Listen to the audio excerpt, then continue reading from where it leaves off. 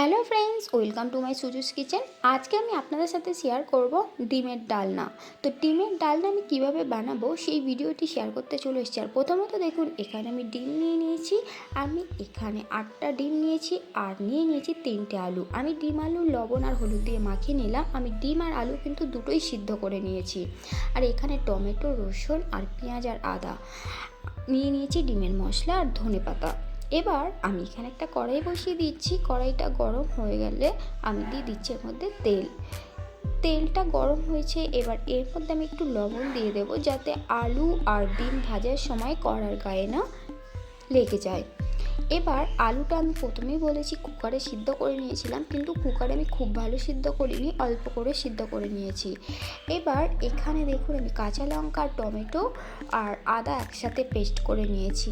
এর মধ্যে দিয়ে দিচ্ছি লবণ, জিরের গুঁড়ো আর দিয়ে দেবো ধনে গুঁড়ো, দিয়ে দেবো লঙ্কার গুঁড়ো আর দিয়ে এটাকে ভালো করে এইভাবে মিশিয়ে আমি মশলাটা আলু আর ডিম ভাজা পর্যন্ত রেখে দেবো। এবার এখানে আলু ভাজা হয়ে গেছে। এই পর্যায়ে আমি ডিম দিয়ে দিলাম। আলুগুলো আমি তুলে নেব না, এর সাথেই কিন্তু আমি ডিম ভেজে নেব। দেখুন, এখানে ডিমের থেকে যে তেলটা রয়েছে, এই তেলের মধ্যে কিন্তু বাকি রান্নাটা সেরে ফেলতে হবে। এবার এখানে দিয়ে দিচ্ছি পেঁয়াজ কুচি দিয়ে দিচ্ছি।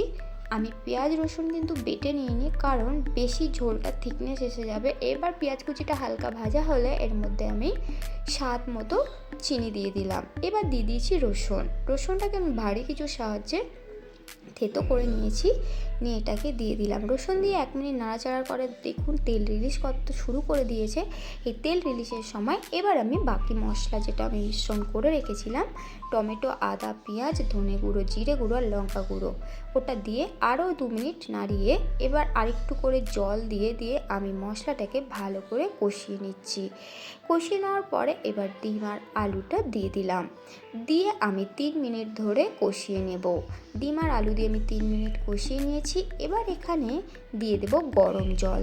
বন্ধুরা, আমি প্রথমেই বলেছি গরম জল দিলে কিন্তু তরকারির স্বাদও যেমন ভালো হয় আর খুব তাড়াতাড়ি জিনিসটা কিন্তু কুক হয়।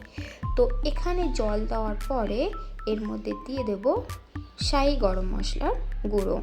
তো শাহি গরম মশলার গুঁড়ো দেওয়ার পর আমি এখানে একটু ঢেকে দিচ্ছি। ঢাকাটা খুলে আমি ঢেকে দিয়েছি 1 মিনিট।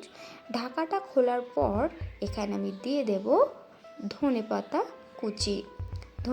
কুচি দিয়ে আরও কয়েক সেকেন্ড আমি একটু নাড়িয়ে চাড়িয়ে এটাকে পরিবেশন করব। তো বন্ধুরা, আমার এই ভিডিওটা যদি আপনাদের ভালো লেগে থাকে তাহলে আমার চ্যানেলটিকে সাবস্ক্রাইব করে নেবেন, পাশে থাকা বেল আইকনটি প্রেস করে অল নোটিফিকেশান অন করে নেবেন, যাতে আমার কোনো নতুন ভিডিও সবার আগে আপনাদের কাছে পৌঁছে যায়। আর কমেন্টে জানাবেন আমার এই রেসিপিটা আপনাদের কেমন লেগেছে, সাথে একটা লাইক করে দেবেন।